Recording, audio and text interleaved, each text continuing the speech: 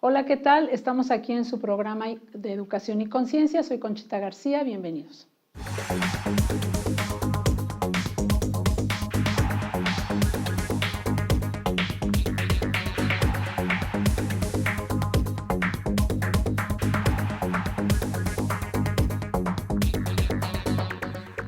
Bienvenidos, estamos aquí en su programa Educación y Conciencia. Y bueno, pues hoy tenemos dos grandes invitados que me da mucho gusto que estén aquí, porque el tema que vamos a tratar con ellos, que son especialistas, pues es de suma importancia no solo para Querétaro, para México, sino para el mundo entero, ¿no? Este es el tema de violencia familiar y tenemos aquí a la licenciada Anaí López Medina, quien es la coordinadora de bufetes jurídicos de las delegaciones del municipio de Querétaro, y tenemos al licenciado Manuel Hernández Rodríguez, que él es abogado especialista en materia de derecho familiar. Bienvenidos a los dos. Muchas gracias por la invitación. No, pues el tema es interesante en el sentido de la violencia familiar. Hace ratito comentaba nuestra productora, ¿no? ¿Por qué hemos llegado a estos niveles? O sea, ¿por qué hemos llegado a legislar, ¿no? Cuando debería de esto en la familia, pues darse por añadidura, ¿no? Ser familias que proporcionen amor, seguridad, confianza, en las instituciones educativas igual, dar todos estos elementos de cariño, de amor, de afecto, de querer ayudar al niño a aprender, a desarrollarse, que esto debería de ser como muy nato, ¿no? O sea, no tendría por qué ser. ¿Y por qué hemos llegado a los niveles de tener que legislar y pues de tener que tener hasta incluso especialistas en la materia del derecho familiar, ¿no? O sea, ¿qué consideras tú que es lo que nos ha llevado a esta violencia infantil que es más grave, ¿no? Hay violencia en nuestro país, sí, o en los países, sí, pero ya la violencia infantil pues ya es desproporcionada ahí, ¿no? Entonces, ¿qué consideras tú que nos ha llevado a estos niveles? Bueno, yo creo que siempre ha existido como un nivel de violencia, ¿no? Sin embargo, conforme va evolucionando la sociedad, van creciendo, bueno, la industria se va desarrollando, el avance de la tecnología, van surgiendo pues otras cuestiones donde también tiene que haber cierta protección, no solo en la cuestión, como bien lo mencionas, ¿no? Del tema de la familia, sino se tiene que abordar ya otros ámbitos porque pues ya es complicado nada más que pues que lo abarque la familia, ¿no? Si bien el fortalecimiento de la familia es fundamental para tener una sociedad sana, lejos del conflicto y que pues todos vivamos en armonía, pues también tiene que haber instancias, instituciones o cualquier otras herramientas que puedan pues abonar a la protección de los niños, ¿no? Okay. Eso es como y Manuel, tú como abogado especialista en materia familiar, ¿qué te hizo enfocarte en este tema y dedicarte también tanto a lo que es la violencia infantil, por ejemplo, ¿no? O sea, defender al menor de, pues a veces la gran mayoría de sus padres, de familiares cercanos, que eso es lo más triste, o hasta de gente del colegio, de los colegios, de las escuelas, ¿no? Entonces, de la gente que lo rodea, ¿no? Sí, pues bueno, es un problema muy amplio porque obviamente la población es un 35% de la población que existe en México, que son niñas, niños y adolescentes, y definitivamente a veces falta esa voz que venga y representa a los niños en estos conflictos parentales, cuando papá y mamá o incluso abuelos, tíos, se están pues dividiendo o realmente generando el conflicto sobre la guardia y custodia. Entonces genera que a veces el abogado que defiende diferentes intereses desde una materia fiscal, administrativa, ambiental, penal, también se involucra en temas familiares, sin embargo, bajo una perspectiva no profunda, sino bajo una perspectiva general, amplia, que eso genera que entonces no exista una especialización en cuanto a sus conceptos, en cuanto a su defensa, y eso hace que la gente vaya perdiendo a veces la confianza en la impartición de justicia, porque los operadores, que somos los abogados, tenemos que focalizar nuestros conocimientos a una materia. Claro. Creo que era precisamente como lo comentaban ahí, las grandes problemáticas como precisamente los conflictos familiares, la droga, el alcoholismo, los nuevos roles de familia, donde ahora los niños se delega la responsabilidad en familias, incluso que ya no son probablemente, son familias de acogimiento, que no son las consanguíneas, y los encargan con vecinos, con familiares, con padrinos, que incluso son otras personas que no están ejerciendo un rol a veces adecuado. Entonces, toda esa conflictiva va generando que realmente los litigios se hagan cada vez más, pues de mayor dificultad, y obviamente esto pues va incluso temas de restitución, donde los niños son trasladados a otros países, inclusive, y ahí pues obviamente hay que solicitar medidas para su retorno. Es decir, el derecho familiar se ha globalizado, pero también se ha especializado. Y esto incluye entonces que tengamos que manejar mejores praxis, mejores, en su momento, formas de presentar demandas, planteamientos, pero también fomentar los medios alternos como una opción muy viable para reducir también la violencia que se genera en estos conflictos familiares. Ok. Y Anaí, a nivel, en la parte que tú estás y que conoces, porque esto pues es algo global, ¿sí? ¿Qué es lo que se está haciendo? ¿Qué propuestas están habiendo para la defensa de, pues, de los niños, de las niñas y de los adolescentes, ¿no? Sí, bueno, si bien es cierto que, bueno, esto ya es una cuestión global, mundial, pues México ha dado un paso muy importante en este tema, ¿no? Al ratificar la Convención sobre los Derechos del Niño, México, bueno, ahorita contamos con una ley que abarca toda esta nueva especialización, como lo comentó el maestro Manuel, ¿no? Van surgiendo nuevas problemáticas que tienen que atenderse a través de instancias especializadas para poder salvaguardar los derechos humanos de las niñas, niños y adolescentes. Entonces, esta ley que se aprobó y se publicó en el 2014, la Ley General de los Derechos de Niñas, Niños y Adolescentes, establece diversas figuras muy importantes atendiendo a este criterio internacional sobre pues, manejar diversas estrategias que, bueno, los estados, entendiéndose así como el gobierno en los diferentes órdenes, tienen que establecer diversas instancias que procuren los derechos humanos de las niñas, niños y adolescentes, ¿no? De una manera especial. Y por otro lado, esta ley que se aprobó también maneja la creación de un órgano colegiado, ¿no?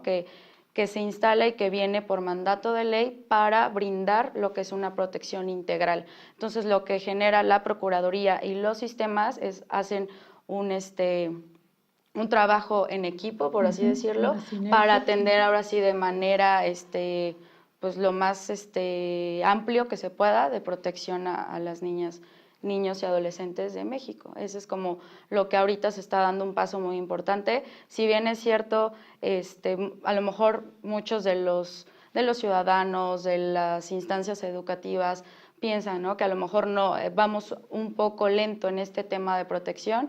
Creo que a diferencia de otros países se ha visto este avance, ¿no? Entonces creo que es algo muy importante de mencionar. Y Manuel, ¿tú qué piensas en este aspecto que comenta Anaí, en donde, en cuanto a estadística, cómo ves este tipo de leyes y que pues fundamentan toda la protección de los niños, las niñas y los adolescentes, que fue en el 2014, estamos hablando 5 años, 5 años, y en este tiempo ha disminuido, ha aumentado, sí está funcionando, o realmente no está dando para más, y a lo mejor son factores muy externos que tendrían que también atenderse para que esto también pudiera disminuir, porque no solo es atender a la defensa del niño, ¿no?, y el sistema familiar, etcétera, sino a lo mejor hay factores externos que están provocando que esto aumente, o si está disminuyendo, por ejemplo. Sí, bueno, esa es una ley de vanguardia, es una ley de las más importantes que existen a nivel global, la Ley de los Derechos de las Niñas y Adolescentes. De hecho, en el marco general, todos, de parte de la ONU, UNICEF en su momento, pues da precisamente este exhorto para que todos los países tengan una ley de este calado, ¿no?, de esta importancia. Y México tiene una ley de primer mundo, y ahorita lo que está ocurriendo es precisamente esta implementación en todos los estados y en su momento a nivel municipal. Considero ahí que lo importante de esta ley es que, si bien es cierto, maneja los 20 derechos de la infancia, maneja principios, maneja qué significa cada derecho, ahí intervienen los papás, significa la tutela, guarda, custodia.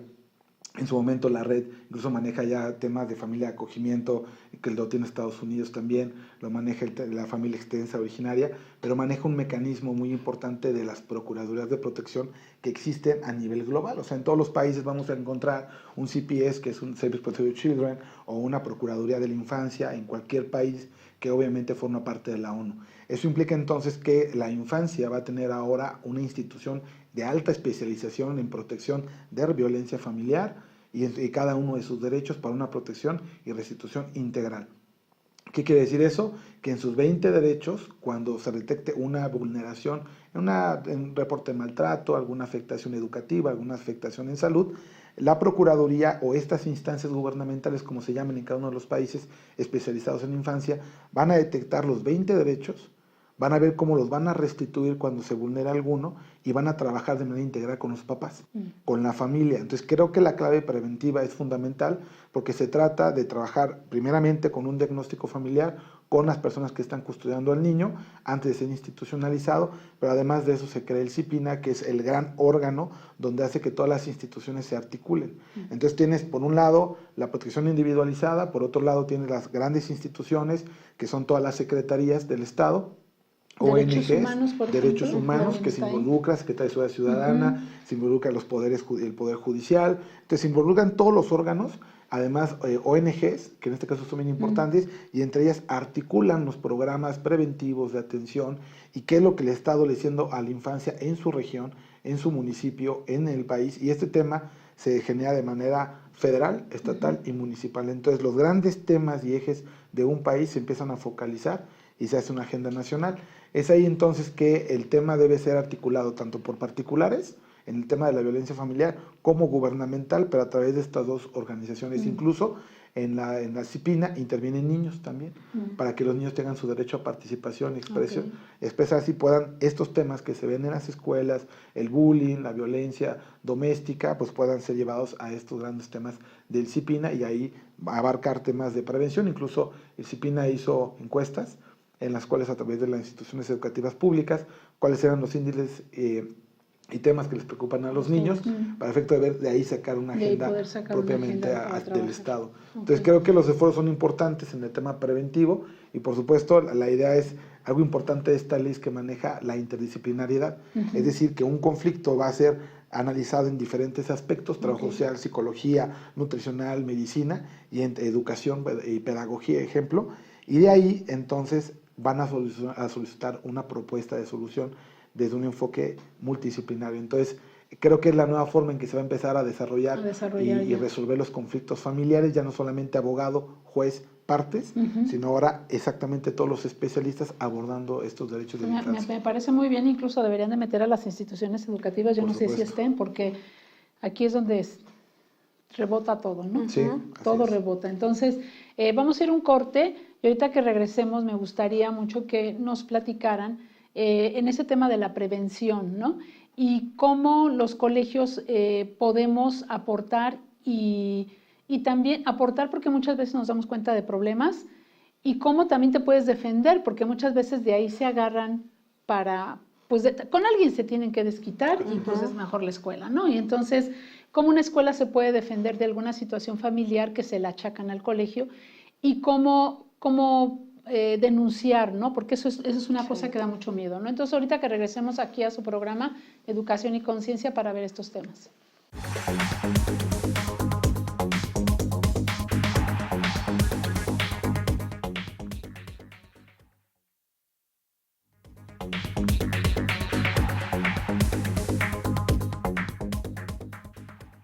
Continuamos aquí en su programa Educación y Conciencia y estamos con la licenciada Anaí, con el licenciado Manuel, y estamos tratando el tema de la violencia infantil desde dos posturas, ¿no? Desde la gubernamental y desde la particular. Y creo que aquí lo que han estado pues manifestando es esta interdisciplinariedad que va a haber para abordar los problemas, ya no solamente desde una perspectiva, sino que sean ya esto.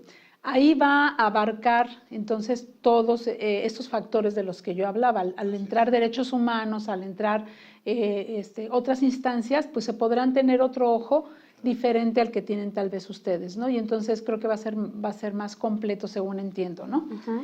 Ahora, ¿cómo ha sido este índice? ¿Ha bajado? ¿Ha subido? En estos 5 años la ley se ha modificado, han hecho reformas, muchas veces la ley se establece de acuerdo al contexto que se vivió en el 2014, pero pues en 5 años pues han cambiado muchas cosas y Claro. hemos visto en muchas partes del mundo, no solo en México, en muchas partes del mundo, pues situaciones que afectan realmente a la familia, ¿no? Como la agresión directa de la madre o del padre al menor, cayendo muchas veces hasta en la muerte, ¿no? Entonces, ¿cómo se aborda este tipo de problemas desde la parte que tú manejas, Anaí? Bueno, en mi experiencia lo que fue los sistemas de protección, igual, ¿no? Se manejan de la misma forma si es el nacional, el estatal o el municipal. Aquí el tema es que cuando llega algún caso de alguna niña o niño violentado en una situación de riesgo, en una situación donde se vean vulnerados sus derechos, aquí lo que hace este sistema es sesionar y a través de las comisiones, ¿no? Si es a lo mejor algún tema de violencia, bueno, se tiene que atacar el tema de la protección. Entonces se tiene que citar al procurador del Estado, analizar cuál es el grado de violencia, ver si a lo mejor la violencia es ejercida por alguno de sus familiares o fue por algún maestro. Y perdón que te interrumpa, Sí. la violencia, a lo mejor cuando hablamos de violencia podemos pensar que son golpes, No.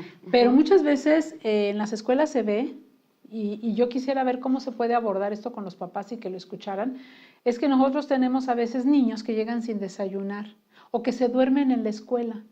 Entonces eso habla de una omisión de cuidados, ¿sí? Entonces eso también es violencia hacia el menor, porque no estás atendiendo mis necesidades. A ver, vete tú a trabajar sin desayunar y sin dormir, pues a ver si No rindes, claro. y luego al no rendir, pues todavía te vas a llevar el regaño de tu jefe, ¿no? Y acá te vas a llevar el regaño Las de la maestra o el regaño de los papás al ver los resultados, ¿no? Esa parte también es un tipo de violencia, ¿no? ¿Y cómo puede la escuela, porque yo decía, ¿no? Hace rato que la escuela no tiene un defensor en ese sentido? Entonces, ¿qué tiene que hacer un colegio digo, independientemente de que hables con los papás, primero, eso es lo que siempre hacemos mucha conciencia en esa parte, pero a veces los papás te dicen, lo siento, tengo que salir a trabajar, soy madre soltera, entro a las 7 y con trabajos, o sea, te pueden dar muchos pretextos, ¿no? Pero eso no exime de la responsabilidad de la mamá. Entonces, Manuel, ¿qué se puede hacer ahí? Sí, pues, bueno, como colegio. Hablando de los porcentajes, sí considero que entre el 60 y 70% de la violencia la ejercen los familiares que viven en el domicilio, en este caso del niño, o sea, ya sea el papá, mamá, hermanastros, hermanos, medios Tíos. hermanos, padrastros también, sí, claro. abuelos, tíos que viven en el domicilio. De hecho, el abuso sexual, la mayor parte precisamente son los familiares los que ejercen ese tipo de violencia. Posteriormente ahí, bueno, viene otro tipo de violencia ya externo, como bien comentamos, pero bueno, ya cuando se da la violencia y llega el niño víctima a la escuela, en ese momento lo importante es precisamente hacer la detección y en su momento de la detección del maestro que visualiza que el niño llega golpeado, llega con esta omisión de cuidados, de no dormir, no desayunar, y esto ya es reincidente, es constante. Entonces ahí es dar vista directamente a esta instancia de protección a la infancia, y la protección a la infancia, en este caso Procuradurías de Protección aquí en México, detectan el nivel de riesgo. Si es rojo, es inmediatamente carpeta de investigación, es decir, ante una fiscalía y denunciar el delito. Si es una situación media, intermedia, amarilla, digamos, por así manejarlo, y si todavía hay un factor de prevención y de llamadas de atención y se puede corregir o subsanar, entonces se maneja así, y cuando es leve, pues obviamente se trabaja también con la familia. La idea es evitar que el niño sea institucionalizado, pero sí que corrijan todas estas que se corrijan, porque no queremos. Yo el otro día hablaba con una persona y le decía, yo no quiero que le quiten a su hijo, eso es lo que menos quiero, porque yo veo por el derecho del niño. Claro. Lo que quiero es que me lo atienda, ¿no? Hablamos de este tipo de cosas, hablamos de llegadas muy, muy tardes, sus niños de preescolar que son 4:30 y siguen aquí sin comer, y asustadísimos porque piensan que ya los van a dejar. Entonces, todo ese tipo de cosas se hablan, pero si no, pues entonces ya se da parte ahí. Y en ese sentido, bueno, pues ya se puede abrir una carpeta de investigación, o hasta ahí puede llegar, porque muchas veces ya con el hecho de dar parte a la autoridad, ya se asustan los papás y entonces corrigen esa parte, ¿no? Entonces, eso en el sentido de denunciar. Cuando está sucediendo en casa, que es visible en la escuela, pues hacemos eso. Pero cuando no es visible en la escuela y sucede en su casa, ¿quién denuncia? Porque ese es el gran problema, ¿no? ¿Cómo voy a denunciar a tu abuelito? ¿Cómo voy a denunciar a tu tío? Pues es mi hermano. O a tu papá, que es el que nos mantiene, nos va a dejar y al rato yo qué hago, yo no trabajo, etcétera, ¿no? O sea, hay un miedo a esa denuncia, ¿no? ¿Qué se puede hacer ahí, Anaí? Bueno, hay otra facultad que también tienen estas instituciones que protegen los derechos de la niñez, que igual, ¿no? A lo mejor es un ejemplo, ¿no? Es una mujer, es una familia donde es violentada por el papá y por ende pues también sufre esa violencia a los niños y son testigos no solo de la violencia física, sino también de la violencia psicológica. Claro. Todo eso pues afecta al desarrollo de un niño, ¿no? Aquí hay otra figura que mejor lo puede explicar el maestro, que es la del reporte de maltrato a niñas, niños y adolescentes, que es una facultad propia que atiende directamente las procuradurías o estas instancias que velan por los derechos de los niños. No sé si... Sí, aquí el reporte puede ser anónimo por algún vecino. Ah, ok. Entonces, de los que más reportan es un hospital, cuando un niño llega con algún tipo de problemática a urgencias, entonces ellos detectan si hay omisión o hay violencia, una quemadura, algo intencional. Entonces ahí las trabajadoras sociales inmediatamente informan a una fiscalía o a una procuraduría, las instituciones educativas que también lo hacen, y en su momento los vecinos, es una gran área ahí de gestión en la cual los vecinos de manera telefónica, incluso de manera por correo electrónico, por algún mensaje, se puede dar, o presencialmente acuden, incluso se maneja de manera anónima para que la gente precisamente vaya y denuncie.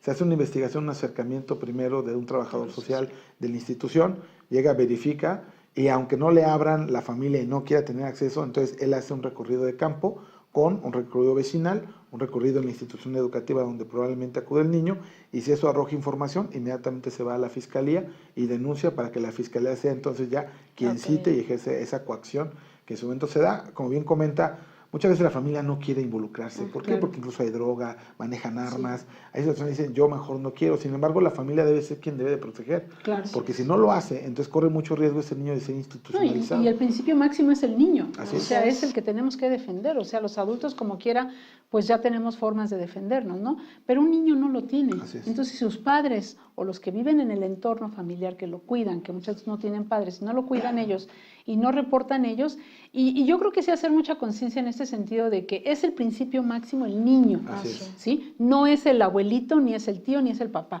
Si el papá hizo una acción que está mal hecha, pues ni modo, tiene sus consecuencias y que pague. Pero no podemos, porque el qué dirán muchas veces, por el que, ay, ¿cómo tu papá y luego quién nos mantiene? O sea, no, enfrente esa situación porque vas por el principio supremo. Porque si no, ese niño, ¿qué secuelas puede tener después cuando sea adulto? Pues puede ser agresivo, puede ser un violentador igual. O un violentador igual, ¿no? Entonces, no cortamos. Así es. De hecho, una de las fundamentales acciones que se deben realizar es la denuncia para que se pongan acciones preventivas, que puedan cesar, puedan parar. Y si la familia, los papás están muy mal, el niño puede ser enviado con unos tíos, con unos abuelitos de manera provisional, 3, 6 meses mientras se rehabilitan y después se vuelve a integrar el niño a su núcleo original. La idea debe ser esa, incluso la ley de los derechos de los niños dicen, antes de separarlo de su ambiente familiar, busca todas las opciones antes de ser institucionalizado. Claro, porque ahí pareciera que el castigado fue el niño, ¿no? Así es, de hecho los niños nos decían eso. O sea, me castigan a mí, me mandan a un internado, y yo fui el afectado, ¿no? O sea. Y sí, los niños te lo referían, ¿no? Yo estoy aquí adentro, privado de mi libertad o resguardado, y mi familia está afuera. Claro. Y es la víctima, ¿no? Sí, así es. Y fíjate que aquí en Querétaro yo he conocido muchas IAPs que atienden a todos estos niños, y la verdad es que yo escuchaba el testimonio de una casa que se llama Puerta Abierta, donde refería la encargada que la que está, pues ahora sí que al mando de todo esto, de esta institución, que una vez que es sacado el niño de su entorno, porque ahí sí ya son sacados los niños de su entorno, porque ya la violencia que se generó, fue extrema. Entonces, pues al principio cuesta mucho trabajo porque ellos no saben recibir otra cosa más que maltratos. Entonces, cuando les dan el buen trato, el cariño, el amor, la caricia, esto, lo otro, les cuesta mucho trabajo, ¿no? Son muy rebeldes, se resisten.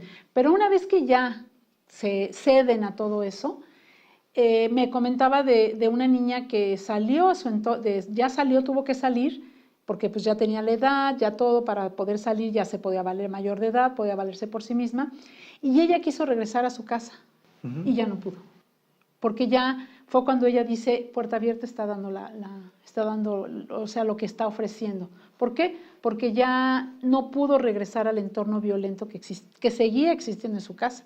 Entonces ella dijo, no, yo no puedo seguir aquí, me voy a otro lugar, ya no puedo estar con mi familia, ¿no? Entonces, yo creo que, bueno, pues el tiempo se nos ha terminado, aquí pasa rapidísimo.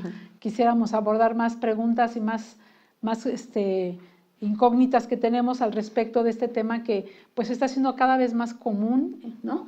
Y que te das cuenta, tanto, pues como dices, si te das cuenta con los vecinos, pues sé consciente y denuncia anónimamente, ¿no? Si no, en la escuela, pues nosotros sí les decimos mucho, nosotros acabamos de...